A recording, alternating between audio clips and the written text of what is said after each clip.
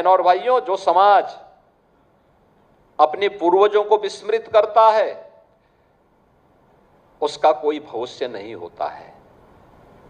दुर्भाग्य से भारत की परंपरा को, भारत के मूल्यों को, भारत के आदर्शों को विस्मृत करके,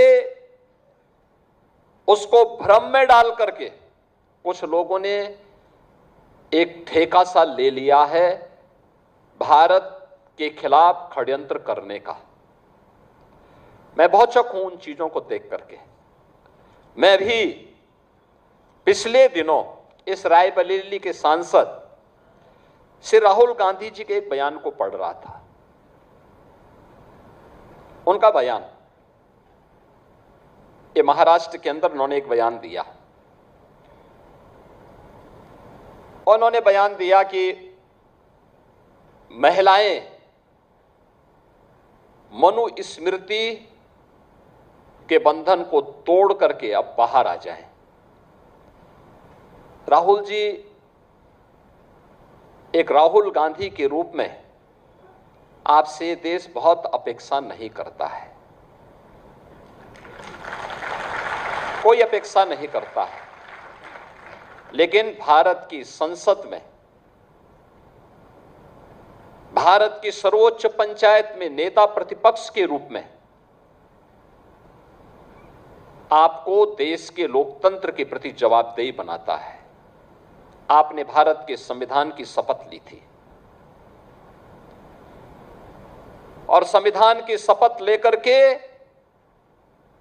आप भारत की परंपरा को, भारत की विरासत को कोसना अपना जन्मसिद्ध अधिकार समझते हैं। आप यूपी के बाहर जाते हैं तो यूपी को लांछित और अपमानित करते हैं, भारत के बाहर जाते हैं तो भारत का अपमान करते हैं।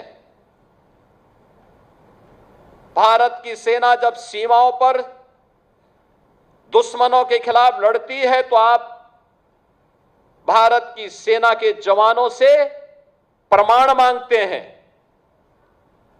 आतंकवाद के खिलाफ देश की लड़ाई में देशद्रोही तत्वों को आप प्रत्यक्ष और अप्रत्यक्ष रूप से प्रोत्साहित करते हैं। अयोध्या में प्रभु श्री राम के अस्तित्व पर आपकी पार्टी प्रश्न खड़ा करती है और लोकतंत्र के प्रति आपकी निष्ठा क्या है, ये तो इस देश ने 1975 में आपातकाल की काली साया को देखा है। आप मनु पर या राम पर या भारत की विरासत पर टिप्पणी करते हैं। मनु को जानना है तो आप अथर्ववेद पढ़िए, शतपथ ब्राह्मण पढ़िए, मत्स्य पुराण पढ़िए।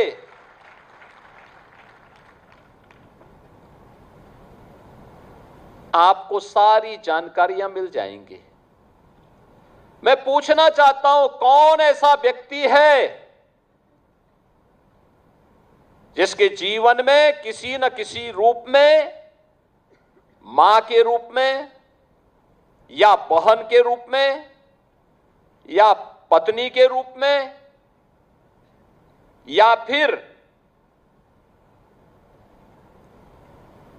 बेटे के रूप में किसी महिला का संरक्षण उसे न प्राप्त होता हो? कौन ऐसा व्यक्ति है? क्या कोई बेटी पिता के बगैर है? क्या कोई बहन भाई के बगैर है? क्या कोई पत्नी पति के बगैर अपने अस्तित्व को मानती है? और क्या कोई मां बेटे के बगैर अपने अस्तित्व को पूर्ण मानती है? अगर मनुस्मृति ने ये बात कही है